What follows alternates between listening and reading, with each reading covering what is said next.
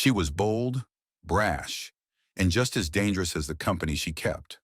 Before Bonnie met Clyde, before Thelma rode with Louise, there was Big Nose Kate, a fiercely independent woman who drank, gambled, and outwitted lawmen alongside the infamous Doc Holliday.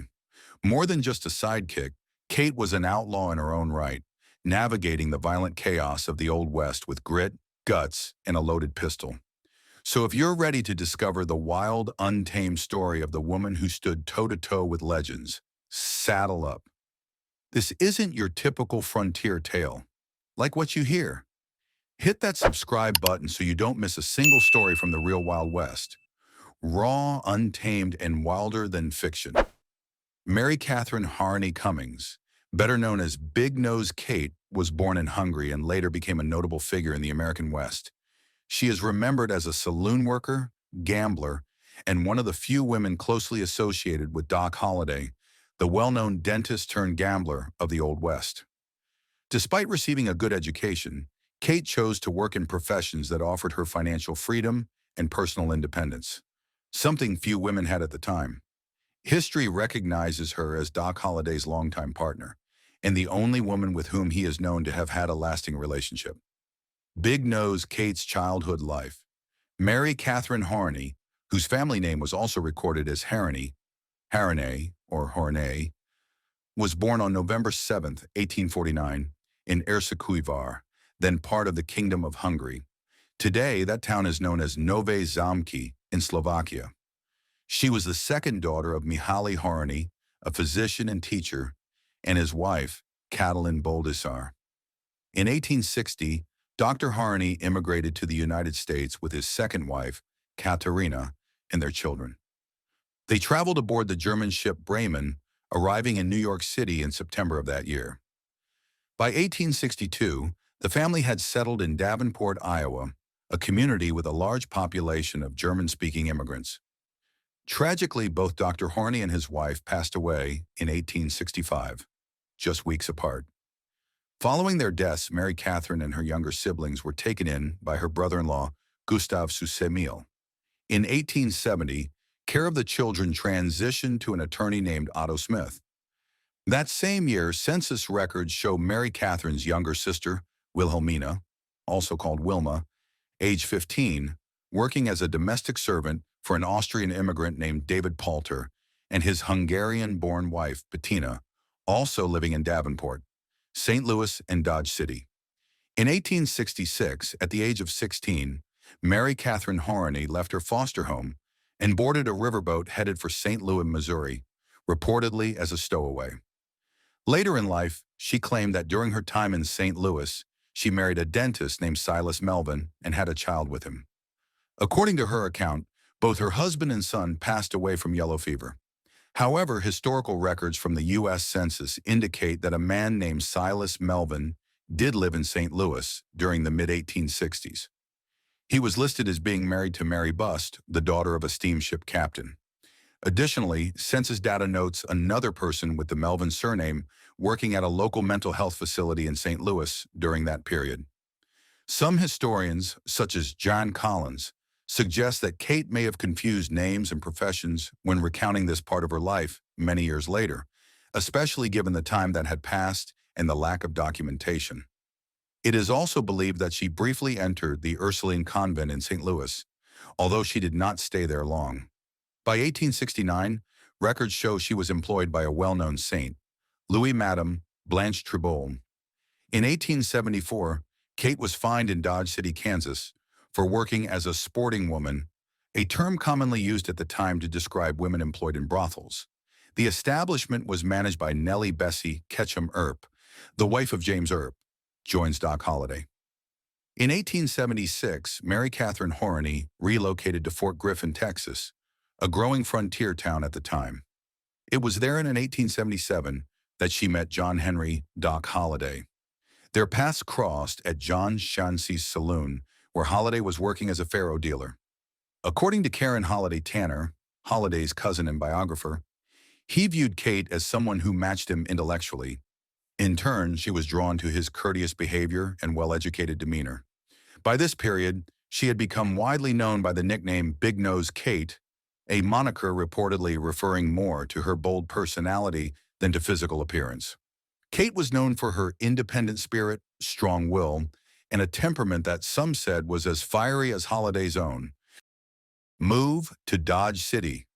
Kate and Doc Holliday left Fort Griffin under tense and memorable circumstances. The trouble began during a card game between Holliday and a man named Ed Bailey, who had a reputation for causing trouble. Bailey repeatedly tried to peek at the discarded cards, something strictly against the rules of Western poker. Holliday warned him more than once, but Bailey continued. On the third offense, Holliday quietly pulled in the pot without revealing his hand, following the rules for such a violation. This angered Bailey, who reacted by reaching under the table. In response, Holliday acted quickly to protect himself. In the end, Bailey lost his life, and Holliday claimed he had acted in self-defense. Since Fort Griffin didn't have a formal jail, Holliday was held in a hotel room under guard. The incident stirred up strong emotions in the town, and some locals reportedly began organizing to take matters into their own hands. Recognizing the growing danger, Kate stepped in. She is said to have created a diversion by setting fire to a nearby shed, drawing attention away from the hotel. While the townspeople rushed to deal with the blaze, Kate approached the deputy guarding Holliday. Armed and determined, she helped Holliday make a quiet escape. The two fled together on horseback, eventually reaching Dodge City, Kansas. They arrived the next morning and checked into Deacon Cox's boarding house under the names Dr. and Mrs. J.H. Holliday. While in Dodge City and later as they traveled, Doc Holliday maintained a dental practice during the day, but much of his time was still spent at gambling tables and in saloons. Kate and Doc had a complex relationship, often marked by disagreements. Despite frequent arguments, they regularly reconciled and remained closely connected. According to Kate's later recollections, the two were married in Valdosta, Georgia, though no official record of the marriage has been found. The couple continued moving west, spending time in Trinidad, Colorado, before settling in Las Vegas, New Mexico, for roughly 2 years. During that period, Holliday practiced dentistry during the day and operated a saloon on Center Street in the evenings. Kate occasionally worked at a dance hall in nearby Santa Fe. She later stated that they met up again with Wyatt Earp and his brothers as the Earps were preparing to head into the Arizona territory. Virgil Earp had already established himself in Prescott and encouraged his brothers to join him in Tombstone. Holliday was doing well financially in Prescott through gambling. In 1880, Kate and Doc briefly separated when she left for Globe, Arizona. However, the separation didn't last long. She reunited with him soon after he arrived in Tombstone. Move to Tombstone. Like his friend Wyatt Earp, Doc Holliday was always seeking new ways to earn a living. In the fall of 1880, he joined the Earp brothers in Tombstone, Arizona, a bustling mining town on the rise. On the night of March 15, 1881, a Kinnear and Company stagecoach carrying $26,000 worth of silver bullion, equivalent to approximately $850,000 today, was held up near Benson, Arizona. During the attempted robbery, 2 men tragically lost their lives: the respected stage driver Eli Bud Philpott and a passenger, Peter Rohrig. Bill Leonard, a former watchmaker from New York who had become part of the loosely organized group known as the Cochise County Cowboys, was one of 3 men suspected of involvement in the robbery. Leonard was also known to be friendly with Holliday. Around this time, tensions rose between Kate and Doc, and during one of their disagreements, local political figures seized an opportunity.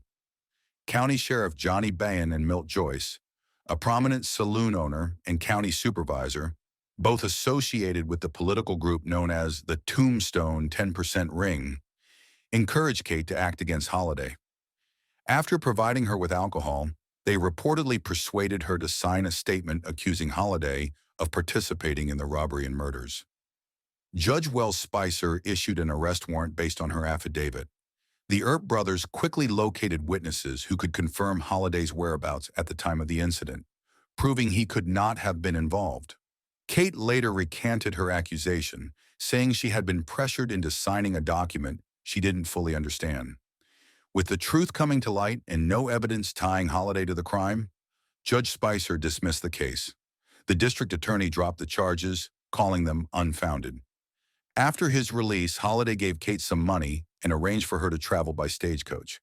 She returned to Globe, Arizona for a while, but eventually came back to Tombstone that October.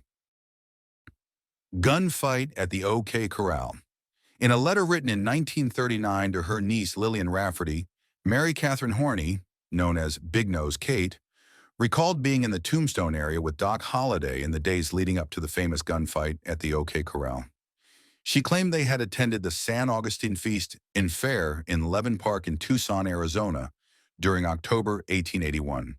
According to her account, they were still in Tucson on October 20th when Morgan Earp arrived to ask for Holliday's help in dealing with threats made by members of the Cochise County Cowboys. Kate wrote that Holliday encouraged her to remain behind in Tucson for her safety, but she refused. Instead, she traveled with Holliday and Morgan Earp back to Tombstone. She recalled staying with Holliday at C.S. Fly's boarding house, which was located next to the narrow alley where the gunfight would later occur. In her letter, Kate described several small details about the day of the shootout. She wrote that a man with a bandaged head and a rifle entered the boarding house looking for Holliday, who was still asleep after a night of gambling. Mrs. Fly, who ran the establishment, reportedly turned the man away. Kate later identified the visitor as Ike Clanton. That same day, Clanton had been disarmed by City Marshal Virgil Earp for violating a local ordinance by carrying firearms within city limits. Virgil had reportedly told Ike that his weapons would be left at the Grand Hotel, a common gathering spot for cowboys. Clanton claimed in later testimony that he had attempted to purchase a new revolver from Spangenberger's hardware store on 4th Street, but the shop owner refused to sell him one after seeing his injuries. At the time of the confrontation later that afternoon, Clanton was unarmed. He later testified that he retrieved his confiscated weapons from William Soule, the jailer, a few days after the incident. Kate also recalled that when Holliday returned to their room following the gunfight, he appeared deeply shaken. She wrote that he sat on the edge of the bed and quietly said, "That was awful, just awful." Some of these memories, particularly her claim to have witnessed the events through a window at the boarding house, were questioned by author Glenn Boyer. Boyer cited them in his writings, but many historians have since criticized his work for lacking reliable documentation and for blending fact with speculation. Big Nose, Kate's later life. After leaving Tombstone, Mary Catherine Horney is believed to have made occasional visits to see Doc Holliday until he departed for Colorado in April 1882. In 1887, she traveled to Redstone, Colorado, near Glenwood Springs, to visit her brother, Alexander. Some historians have speculated that Kate and Doc may have attempted to reconcile during this period, though no firm evidence confirms this. Following Holliday's death in November 1887, Kate entered a new chapter in her life. On March 2, 1890, she married George Cummings, an Irish-born blacksmith in Aspen, Colorado. Over the next several years, the couple lived and worked in various mining communities across Colorado. Eventually, they relocated to Bisbee, Arizona, where Kate briefly operated a bakery. The two later moved to Wilcox, Arizona, in Cochise County. During this time, George Cummings reportedly developed a serious drinking problem, and the marriage deteriorated. The couple separated not long after. By 1900, Kate had moved to the small town of Dos Cabezas, or possibly Cochise, and found employment with John and Lulu Rath, who ran the Cochise Hotel. George Cummings died by suicide in Cortland, Arizona, in July 1915. According to the 1910 U.S. Census, Kate was listed as living in the household of a miner named John J. Howard in Dos Cabezas. When Howard passed away in 1930, Kate served as the executor of his estate. She reached out to Howard's only daughter, who lived in Tempe, Arizona, and helped facilitate the inheritance process. In 1931, at the age of 80, Mary Catherine Horney reached out to her longtime friend, Arizona Governor George W. P. Hunt, and requested admission to the Arizona Pioneers Home in Prescott. The facility, established in 1910, was originally intended to provide care for aging and impoverished male miners and pioneers who had lived in the Arizona Territory. Although Horney met many of the qualifications, it took 6 months before she was admitted. One of the main delays was due to the home's requirement that residents be U.S. citizens. According to an interview conducted in 1935 by historian A.W. Bork, Kate mentioned that she was still owed money from the estate of John J. Howard. However, the amount was too small to cover her basic needs, including fuel to heat her home during the winter. She had shared these hardships in letters to the governor. Eventually, she was accepted and became one of the first women to reside at the Arizona Pioneers' home. During her time there, she remained active and outspoken. She frequently advocated for better living conditions, not only for herself, but for other residents as well.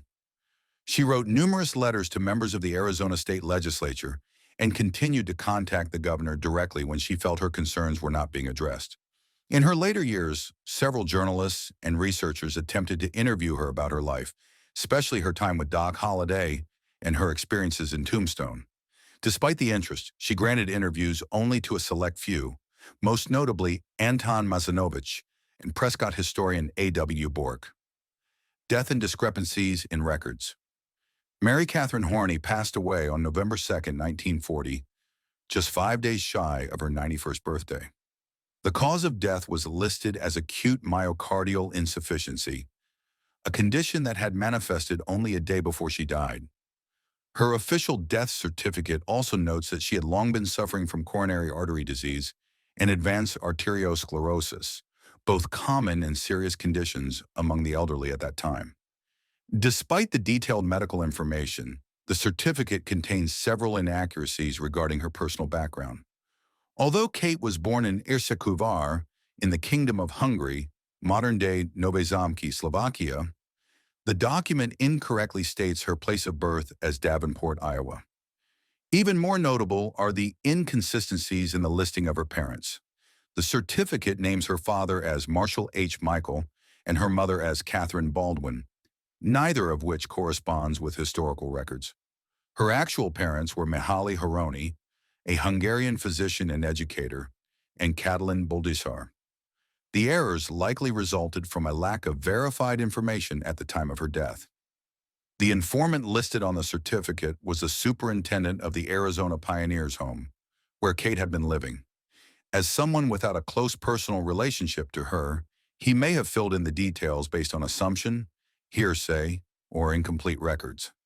These discrepancies highlight a broader issue faced by many immigrants, especially women, who left behind little formal documentation. Kate had outlived nearly all of her peers, and by the time of her passing, few people remained who could accurately speak to the details of her early life. She was laid to rest on November 6, 1940, at the Arizona Pioneers Home Cemetery in Prescott, Arizona. Her grave marker lists an incorrect birth year of 1850, another sign of the limited and conflicting information available at the time. In reality, Kate had been born on November 7, 1849.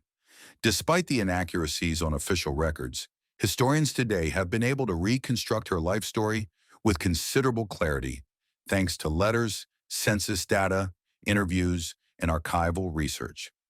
These efforts have helped restore Kate's place in Old West history, not just as Doc Holliday's companion, but as an independent, intelligent, and complex woman who lived through one of the most transformative periods in American frontier history. Big Nose Kate wasn't just a footnote in Doc Holliday's story. She was a fierce, independent spirit who carved out her own legend in a time and place that offered women little room to do so. From Hungarian immigrant to frontier survivor, from saloon halls to the Arizona desert, Kate lived on her own terms, defying convention and reshaping what it meant to be an outlaw. She was more than a sidekick. She was a match for Doc Holliday in wit, will, and fire, and one of the last living witnesses to the Wild West's most iconic chapter. If stories like Kate's fascinate you, hit that subscribe button. There's more history waiting to be uncovered, uncensored, unforgettable, and wilder than fiction.